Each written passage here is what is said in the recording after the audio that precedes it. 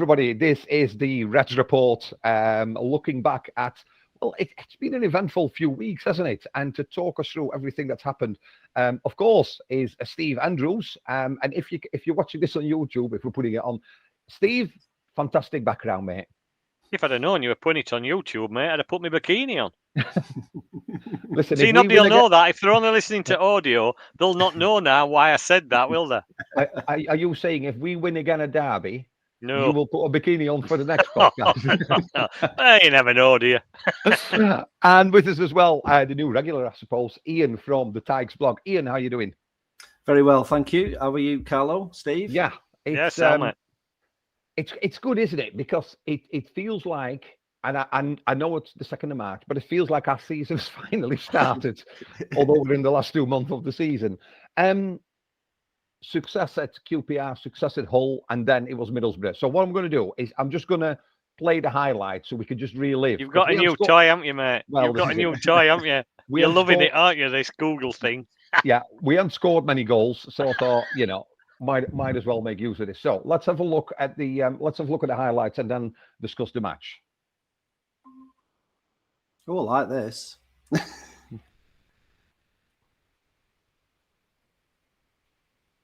I'm sure there should be some sound on. Should you be commentating? Oh, is that it? See, that's nice to see, isn't it? Do you know what I mean? That spirit, isn't it? That team spirit's there. That cross was just asking to be put away, wasn't it? Oh, yeah. Yeah. It were a lovely touch. Yeah. Nice finish as well. The thing is, as well, they're just having shots at goal, which we haven't done for so long. Yeah. And sometimes they go in.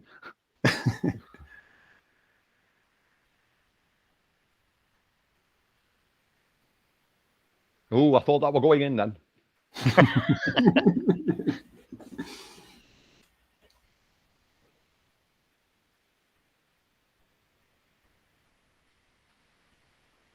Look at that. He gambled on it almost, didn't he? And yeah. See, that were a lovely ball, that. At that point there, I'm screaming at referee, but... Yeah, same here. And then he just held him off, didn't he? Yeah, but a lovely finish. Nice nutmeg finish. But yeah, like I say, you just look at players, look at the faces. They're loving life at minute, and this is first time in months, really. Yeah, and I think that's helped us. When when you get the penalty when they score another one, I think that sort of team spirit helps you. I'm still not sure that was a penalty. By the way. I thought it was soft, but I can see why he gave it. But I thought, bit soft.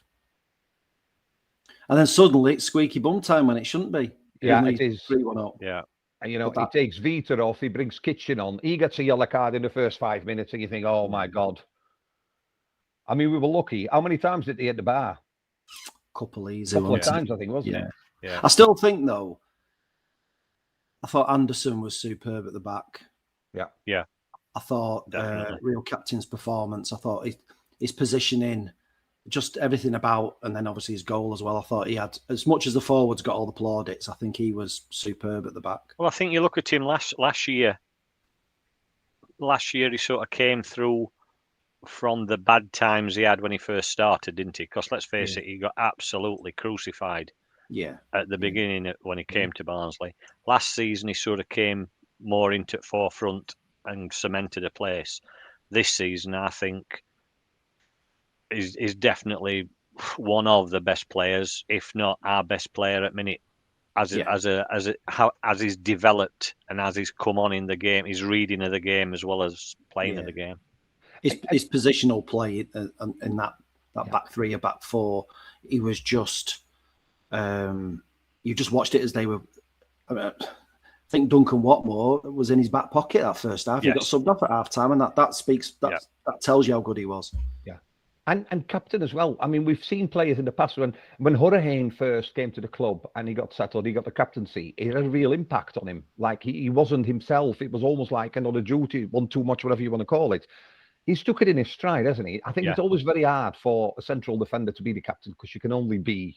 Obviously, your part of the pitch, but there is Steve said it and of course we celebrate goals. But when they came and it was 3-2, I think that togetherness helped us get over the finishing line because everybody was covering that extra blade of grass for everybody else. Yeah. Yeah. I just wish we'd have done it a little bit further upfield instead of in 6-yard box. Yeah. Because as per usual for us, and I don't know why, and we've always done it for years, if we're in front, we tend to drop further and further and further back on pitch. And we end up playing just in front of 18-yard box. And you can hear people screaming, push up. And for some reason, I don't know, we just don't seem to. But I thought, that last 20 minutes, I thought some guys were definitely blowing out their asses. They were absolutely knackered. Yeah. They gave their all. It was very much to me like the Barrow game, where we went in half-time, they sort of changed formation, personnel, and then they gave a real go. And we know Middlesbrough has got quality anyway. But besides the 3 points on the board, I think what it does for their self-belief, their self-confidence, their self-worth, it's a lot more, isn't it, Ian? Because that's what they've been lacking for so long. Yeah, with 3 wins out of 4, you've got to be buzzing going into training and coming off that pitch on Saturday. It works wonders, and you can see it. You could see it in that performance. I think each win, beating QPR, then going to Hull, and I know that Hull were poor, but you've still got to beat what's in front of you. And I think the press has come back, the defending. Right further up the pitch, we're winning the ball higher up the pitch, which they were doing in the first half against Borough. And like Steve said, we started to drop back in that second half. And maybe, I know he said he'd done it for years, but I personally, on the day, was thinking, well, that's going to be nerves, and it confidence is a little bit low.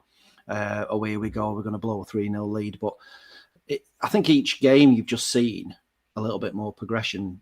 It's almost a bit like they were last season, really. Let's have a look then. Oh, here we go again. He's loving this presenting thing. Well, you know. Watch this now. It'll be a picture of their lass. It'll be wrong picture.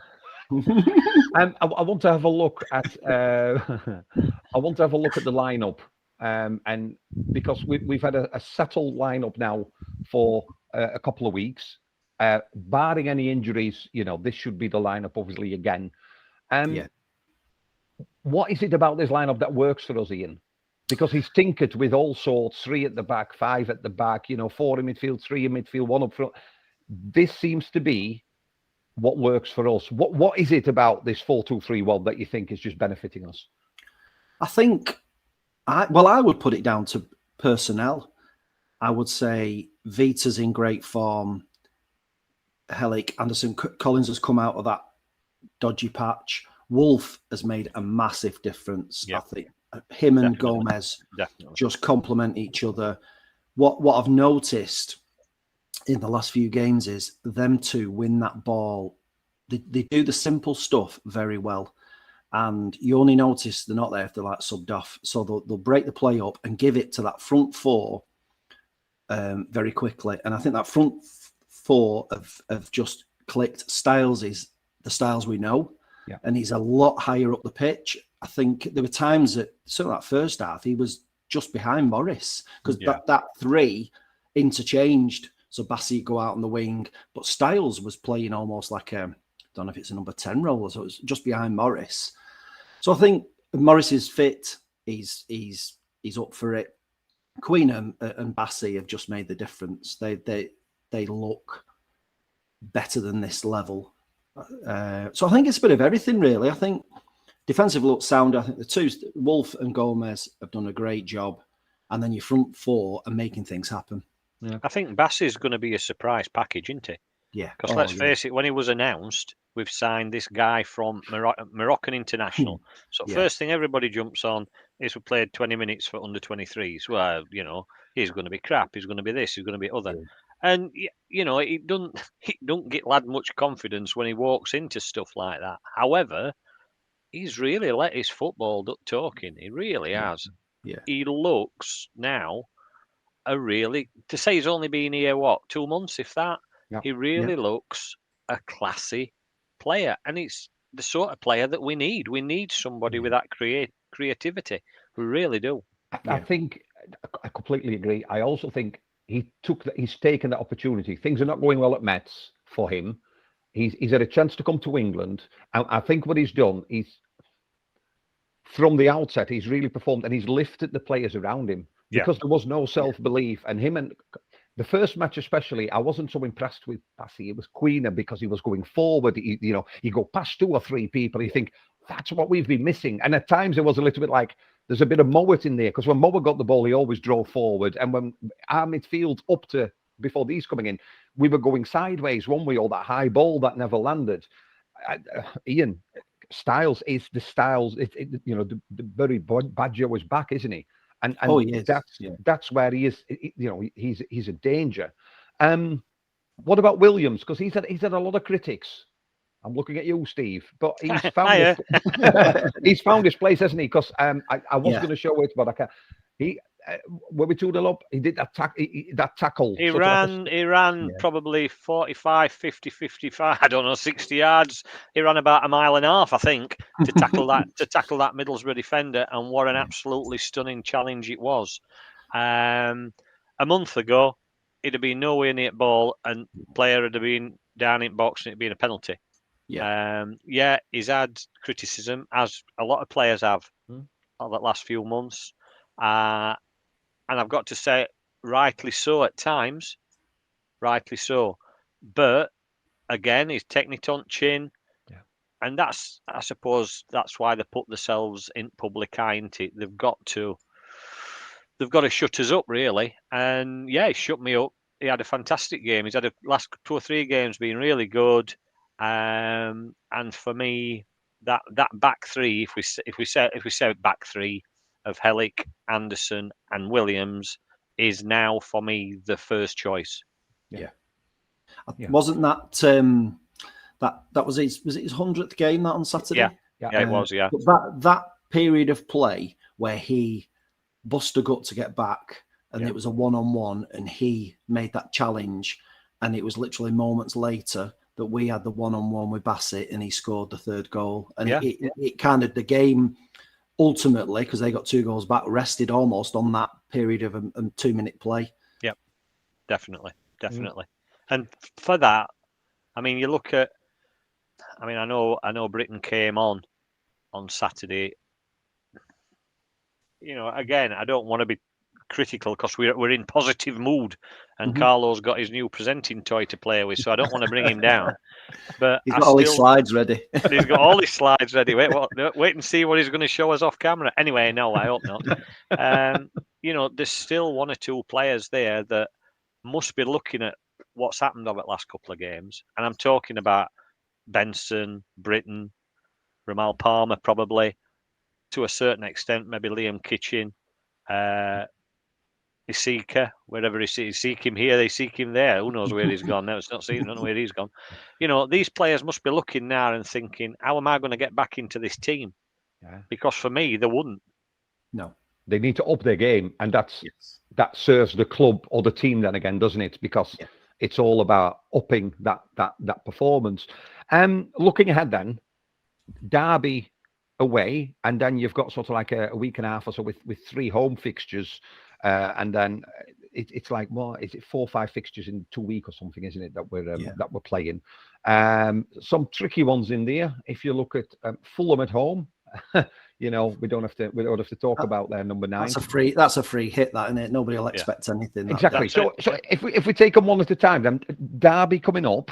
I said earlier, I mean, Derby started stumbling a bit again, didn't they? They sort of climbed out of it, and now they're back again. Wayne Rooney commenting about or criticising the referee, saying we didn't get any decisions. I don't know if that's buttering the EFL up ready for Saturday. Is that because he's a United player and not used to not getting decisions? I mean, I don't know, but we've lived with it since whenever the club was we had it on 1886 or whatever. So we had it on Saturday, didn't we? They were like for like challenges going in. Yeah. Callum Cooper was saying on the iFollow, he said there's mirror images of challenges all over the pitch. Middlesbrough players were committing them and not getting a foul, and every time a Barnsley player did it was a foul and a free kick. So how do you look at that then, at that match, Ian, Derby? Is that because it's extremely important? Obviously, we're ahead already and with a game in hand. You could make or starting to build a foundation to get out of this bottom 3, but it won't be easy, will it? No. The pressure should be on them rather than us. However, Tom Lawrence is back after a 3-match ban. He'll make a difference to them. and I think he owes Rooney something, because I think it was a stupid red card that he got. And they do play to the very end, don't they? I've lost track of how many late goals they've scored in the 93rd, 96th minute. So it won't be easy. You'll have Rooney on the side berating the linesman and referee, Fergie style. But I would like us to go there and just play exactly like we've played in the last few games. Yeah. And go and take the game to them and put the shivers up and maybe score first. Because they'll have a big crowd on, but I wouldn't want to sit back and let them get a bit ahead of steam. I'd take the game to them. Middlesbrough commentator I was listening to on Saturday, they were sort of saying, don't underestimate Barnsley. They found a bit of form, and they said the worst thing you can do is let them dictate the pace, because when we're on it and we're in possession, like you say, that front four almost. And you want to silence the crowds, don't you? You ideally score early to silence and get the fans against them rather than against you. What are your thoughts, Steve? Is it going to be a single goal kind of thing, or are we looking forward to another goal fast? I think, like I said earlier on, I think it'll be a battle. There's no love, and I don't know why, but I don't think there's any love lost between Barnsley and Derby at all. No. I think that Rooney has instilled sort of a Premiership mentality in some of their players, and I think they feel, whether they feel they're better than what they actually are or not, I don't know, but that's where you get your moaning and groaning at referee and surrounding referee and putting pressure on them. Like Ian says, if you can quieten them down in first 10 minutes, Matty Wolf can just run that midfield. No matter who's coming back. I know he said he's been out for 3 games. Maybe he'll be rusty. Who knows? Maybe he'll be a little bit not match fit. But if Matty puts him in bottom tier that first 2 minutes, then it don't matter, does it? Do you know what I mean? And here I am. You're gonna have to get past me to do all your fancy tricks. And maybe they're thinking the same about Bassey. Do you know what I mean? Something new. They'll not know a great deal about him. They'll have watched him. I'm sure they've watched last couple of games. But again, he's another one of these unknown entities that we seem to pick up from Europe. So no, I think it will be a battle. I can quite easily see a lot of cards. I just hope referee is decent and can keep hold of game and referee it properly. Let's put it that way. I would take a point now. I'll be quite honest, because I think it's one of them games. It's a something note game, innit? Derby's got more to prove, because they were ones that had 21 points deducted and have now managed to fight back and keep going. But now they're just starting to sort of, it seems, break up a little bit, especially last night against Cardiff. So maybe this is an ideal time for us to play them. We're on a high. Derby's come off a loss. They've only had 4 days rest. We've had nearly enough a full week. Get into them straight away. First 10 minutes is what it's all about. Yeah. You look at Peterborough obviously played last night in the Cup, but they play Friday night at Huddersfield. Yeah. So they'll be tired. I can't see them getting much at Huddersfield after the run they're on. So I'll tell you what, Peterborough last night, I watched that game and they were, I've got to say, absolutely brilliant. Up to Man City scoring, they played really, really well. You just think it's probably took it out of them. Oh God, yeah, they put everything into that game. Yeah, and then they'll go to Huddersfield. If Huddersfield get the 3 points, I'd probably take a point at Derby, especially with 3 home games coming up. Definitely. Yeah.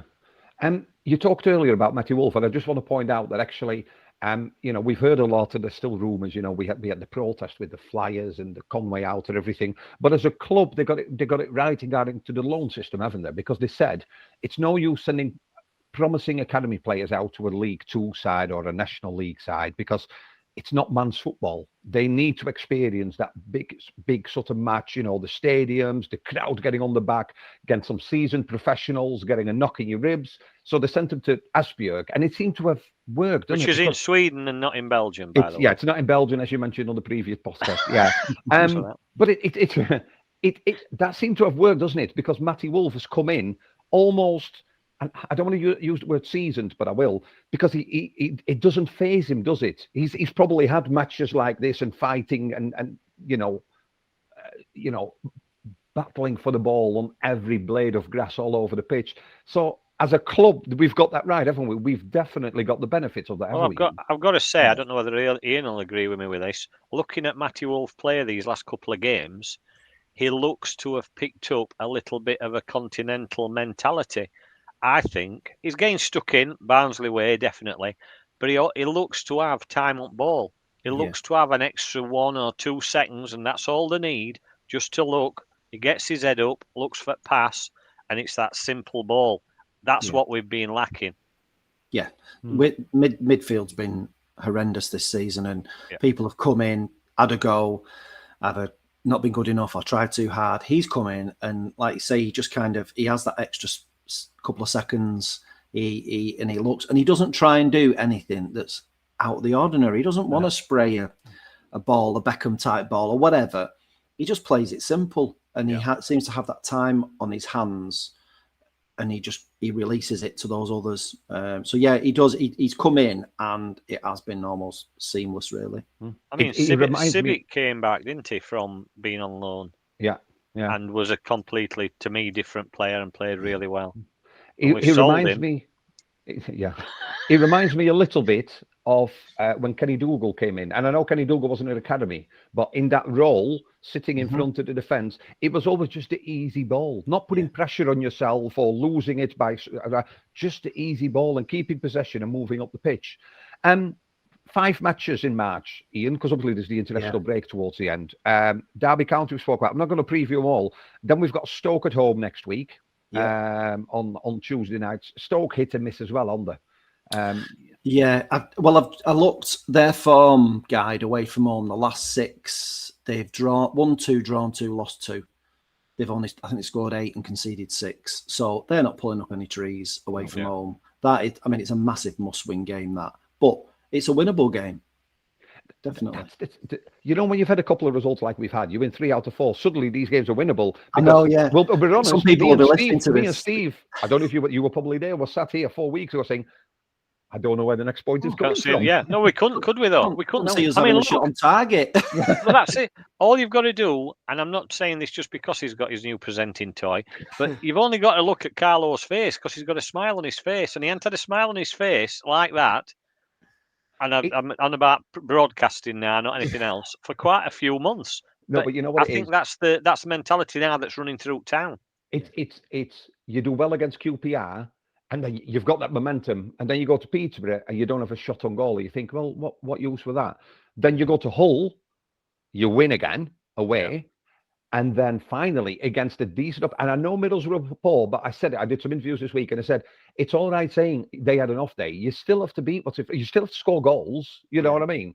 And finally, a settled 11. Players in the rightful position. We've not got Vita as a right wing back. No, Vita is at left back. That's why we brought him in. And it's like the stars are aligning, the jigsaw's complete, whatever you want to call it. But I look now, we talked about Stoke. Okay, Fulham. Yeah, you know what? You go to Fulham. Fulham are coming to Oakwell. It's a free match almost, isn't it? Because we're not expected to get anything. Yeah, you're not expected. Have a go, see what comes up, because we've had some funny results against Fulham over the last few years. So why not? Yeah. And then the last 2, because we're only playing up to the 19th of March because of the international break. Bristol City again at home.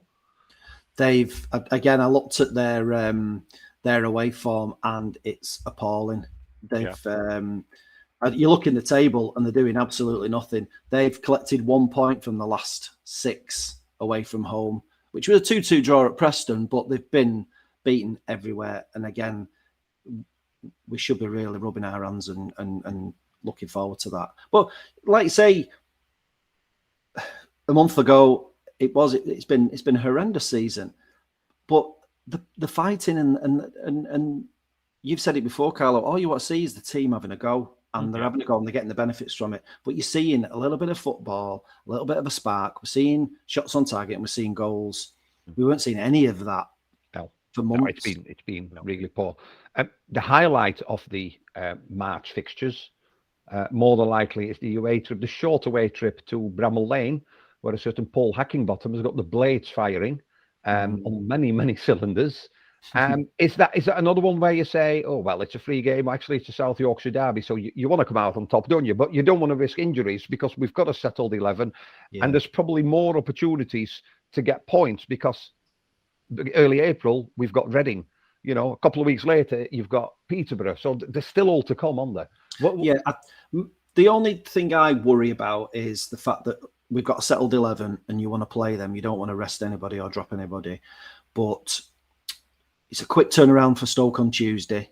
Yeah, you have a bit of a break till Saturday, but then another game with Bristol on Tuesday. We've just got to be careful. We keep them fit and we keep them fresh. But yeah, there's a couple of tough games in there, Sheffield United, Fulham. But you look at April, got 4 home games, 2 against teams that are down there, Reading and Peterborough. And then you've got, I think it's Blackpool and Preston. And let's face it, by the time we play them, they'll have nothing to play for. They won't reach the playoffs. That's true. No. I think the thing for me, like you say, is keeping them fit because they don't look as fit as they did. It's getting to 75, 80 minutes. Yeah. And some of them players look out on the feet. Keena did on Saturday. He were they had to take him off because he wore out definitely knackered. And I think this again, does it raise the question about training, what's happening in training, or is it the fact that now Poyer's getting to grips with what's happening and they are actually getting fitter, whereas previously in season they were even worse than this. So again, heading in the right direction.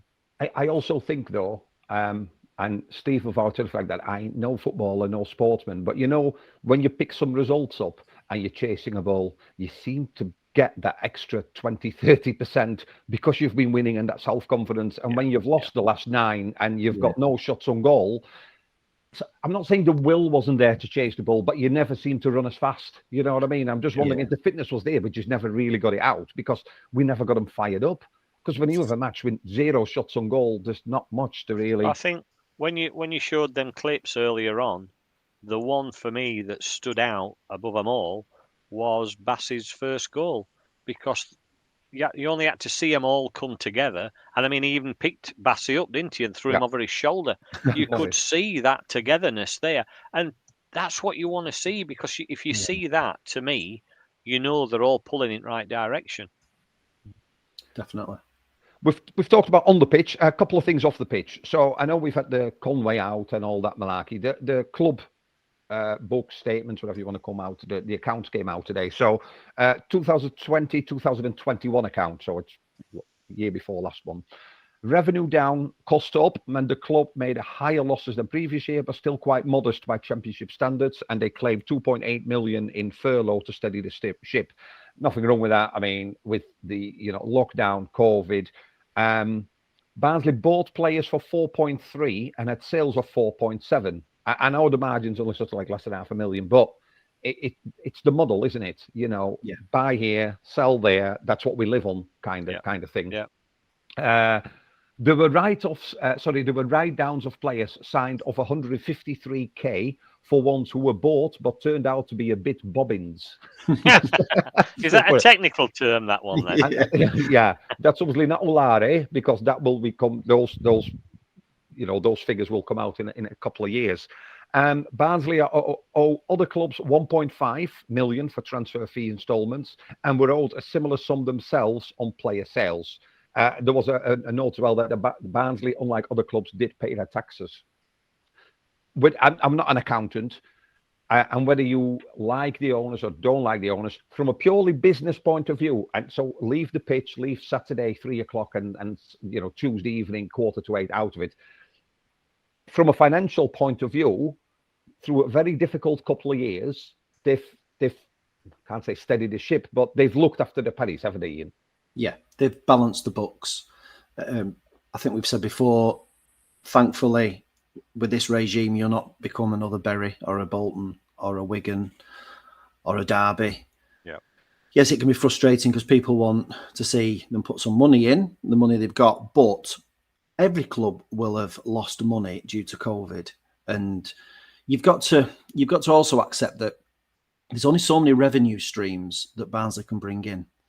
Where they are with other clubs, not too far away, the facilities at the ground, they can't bring in too many revenue streams, whether that be sponsorship or whatever it is, or stuff that happens, things using the ground for other things. So I think that they've done a really sensible job. It could have been a hell of a lot worse, given what everybody's gone through in industry and football, especially in the last 2 years. So I would say they've just boxed very clever. And like you say, they might owe 1.5 million in transfer fees. Everybody pays in dribs and drabs, but they're owed similar back. So again, it's kind of you lose a little bit, but we've gained a bit there. So overall, the club is fairly sound, isn't it, financially? And Steve, going up against a club like Derby on Saturday that are in huge trouble, administration, is it sometimes better the devil you know? We might not like them. We know they're not football people, but they're not here to do anything, not diligent. They are looking after the pennies. We'll not be, they're not going to inject 50, 60, 70 million or whatever to buy some players, because that's not what Barnsley's about, and it's not really allowed anyway, is it? So is it not a case of better devil, because it's gone pretty quiet about this come way out. Now we started winning matches. So is there a line to be drawn that we took our frustration out on them, but actually now everybody's all right with him again because we're winning matches? Well, I think the thing is, and I mean, I've said it all along, they run Barnsley Football Club as a business. They don't run it as a football club because they are not football people. So you would love it that a Barnsley fan would be in charge of the team and in charge of the whole setup, and they got, Barnsley, cut them in half and it said everybody wants that, every team wants that, but it don't work like that. You need somebody in charge that knows how to run a business. And like you say, love them or hate them, they are running Barnsley Football Club as a business. We're not making billions. We're not losing billions. I get why he said, it were a poor year because we didn't sell anybody. You can understand that from a business point of view. Yeah, of course. But if the books balance, can you not say then, well, they're doing their job? Just because they're not, like you said, putting millions in and you've got Ronaldo on pitch or whatever, you can't fault them for the business model and the business plan they've got. Slag them off for signing non-league players if it don't work and all that sort of thing. But when it comes to this time of year and accounts are published, we're in black. And we don't owe millions. Yeah, we had money in the bank. What sort of position do you want to be in? Yeah. Do you want to be a Derby who could quite easily go out of business, not have a football team, have to sell everything? Who knows what's going to happen with Derby? I mean, it stinks, same as it did with Wigan. They should never have been allowed to spend the money that they spent in the first place. But, we get slagged off for slagging them off for doing that because it's our fault that they went down. But let's not drag that one up because that's another conversation for another day. But, if you sign a player and you want to pay him £30,000 a week, well, that's your fault. Because look at Sheffield Wednesday, the players they had, Stephen Fletcher, how much money were he on? Yeah. And it comes back to bite you in arse. It really does. And for us, we keep going, we keep moaning, and as long as we can maintain, I hope we stay up. That's the prime thing now for us. Let's be a solid championship club, and it'll be Conway in next. What you talked about Sheffield Wednesday and other players, but again, the model these people have introduced brought in Queener, brought in Bassi, brought in Vita. We've not talked about Gomez. It'll be interesting to see at end of season. I know we've got options to buy on Bassi and option to buy on Vita. Yeah. I don't know about Queener, so who knows? Dependent on where we finish, will it be another Daryl DK scenario, whereas if we stay up, we might be able to sign Bassi? Or will it be a case of, well, if we go down, he's not going to want to come? That, again, then is going to show the ambition that they want to have. Because I'm not being funny, as well as Bassi's playing, for us, He's obviously never pulled any trees up for Morocco. He's never pulled any trees up for Metz. Well, he's So the maybe Moroccan we Messi. He will do soon. But do you know what I mean? We might probably get him for a really good price. Yeah. And But it shows whether we want that ambition or whether we just bring them in on loan. You know, we're not developing them as such. They come in, they do a job, they go, move on to the next ones. you know what? If he's scoring, if he's playing regularly, which he is, he's scoring goals. He probably will want to stay because he never got a chance at Metz. He's come here, he's been given the opportunity, and it's a 50-50 thing. We've gifted him the opportunity, rather unknown. He's took it in the way he plays, the goals that he scored. It's a good fit at the moment, isn't it? And I think those sort of unheard of, Europeans or wherever they come from, listen, I would have put a call into the Pope to see if Jesus could have played in a Barnsley shirt because we needed something, didn't we? He plays for Man City, doesn't he? Well, yeah, Jesus. To round off then. Other religions are available, by the way, just in case anybody's thinking. To round off then, let's go for a score forecast for Derby because that's obviously that's the first one. And we'll do Stoke as well next week because that's the next home one. If you want, just tell me how many points we'll get in those two matches. If you don't want to put your block on the line, you don't want to draw the line, you want a bit 50-50, Steve, you can do that as well. No, I think we can. I think wherever we play, whoever we play, we nearly always concede. We've always got a rick in back or a rick somewhere across field that we will let a goal in. So I think on Saturday against Derby, I think we could get something there, 2-1 for Derby. Stoke at home, I go for one apiece. So I think 4 points out of 2 games. Yeah, I'd say 4 points out of 2 games. I think the Stoke games are historically high-scoring games.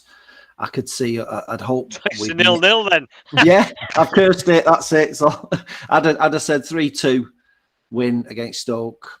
Maybe 1-1. I think it'd be low scoring against Derby. So there you go. I've cursed it completely. And I suppose the main thing is though that your turn. Don't you chicken out? We'll win 1-0 on Saturday, and I'm going. I wrote it down earlier on. Actually, I'm going for a 1-1.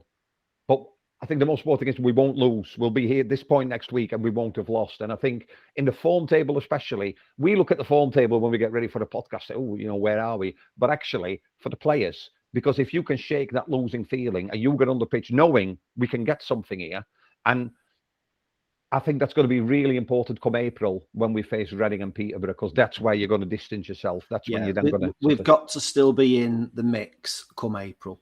Yeah, if we're 3 points, 3 points or so away from that, fourth from bottom, come the international break, that's doable, isn't it? But the only way we can do that is by picking up points and not lose. We need at least. Did somebody say that they calculated? I'm not a statistician as such, but we need.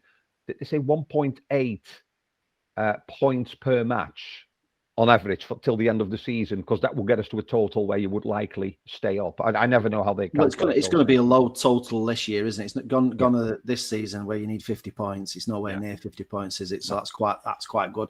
It's just a shame the likes of Birmingham and Cardiff. Certainly, Birmingham had a good start to the season. They've probably got enough in the bank to stay up, even though they're on shocking form. So realistically, it is Reading we've got to catch. But with them having to come here and we've got a game in hand on them, then it is still very much on. And today yesterday I saw that Woodrow's back in gym looking he's doing some trim weight bearing, because we've not talked about players that are not featuring, but might as well. Where does he fit then? So if Woodrow is back fit, I would love to see, and you can shoot me down in flames now if you want. Here he goes, 4-4-2 with Morris and Woodrow. There you go. Definitely. With Keena and Bassey behind, because I think it would mean then that Woodrow doesn't have to do is running at left side, running at right side, dropping back, picking it up, trying to find. I think it would put Woodrow where he should be, which is 6-yard box. Yeah. Bassey knocking balls in, Keena knocking balls in. I think him and Morris up front. Yeah, in a 4-4-2. I'm sorry. Old-fashioned if you wish, but I've seen a few people say that he's better in a 2 up top than a 3 up top. I've been surprised by a lot of comments though about him. It's very 50-50. A lot of saying don't want him anywhere near the team, and then others saying, oh no, he's been a great player, and a lot of saying take the captaincy off him as well. He divides opinion at the minute, Woodrow, massively within the fan base. I wouldn't give him captaincy back. I've got to be honest. I would leave it with Anderson. Yeah, to be fair, I've always thought, through thick and thin, he's been our best performing striker, and sometimes the problem is he's come so deep that it's no use shooting from the halfway line. But I think if you can get decent service to him, he is the one that will have. Was it a couple of seasons ago? I think you got it the stats for us, Ian. It was something like 70% of his goals throughout the season was first touch inside the area, where he basically got a ball and he volleyed it or headed it or whatever. And that's what we've been missing. My worry is, as good as he is and as much as I like him, because I do think he's good for the team. Do you really want to change the formation to fit Woodrow in? No. Or do you enter him gradually and tell Morris to run him St. Reggett for 60 minutes and then replace Morris with Woodrow and do it that way? I think realistically, he's probably a good few weeks away from the first team, isn't he? He's only doing strength work. I think it's just a bit of to show the fans he's coming back. He will probably play before the end of the season, which we weren't sure whether that was happening. I think it's going to be April, but if we're still in the mix coming into April and you've got him then at least on the bench, or who knows if we have injuries between that, what a player to come back in for the last, I think is it 7 games in April they've got. So they've got like last 8 games. He could feature quite heavily. Yeah. So it's all good. Gentlemen, thank you very much for joining us on this Wednesday evening. Steve, are you going to have your tea now? Have you had it? Are you going golfing? No, tea time now. Shepherd's pie, mate. Shepherd's pie. It's in oven, bit of gravy, few peas. Job's a good one. Ian, you've had your tea?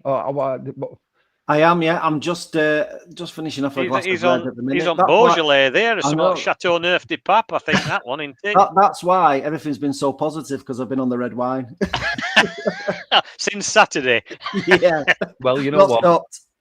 The fortunes could all change. I got a text today to see if I was available for the hospital commentary on Tuesday night next week. So that's my first game back since October, because obviously I've been ill and I've not been going. So in advance, if it's a poor performance and we lose 4-0, I won't be going again this season. There you go. Gents, thank you very much. Let's catch up again early April. Let's see where March got us. Thank you very, very much for joining us both. Pleasure. Cheers. Right. Cheers.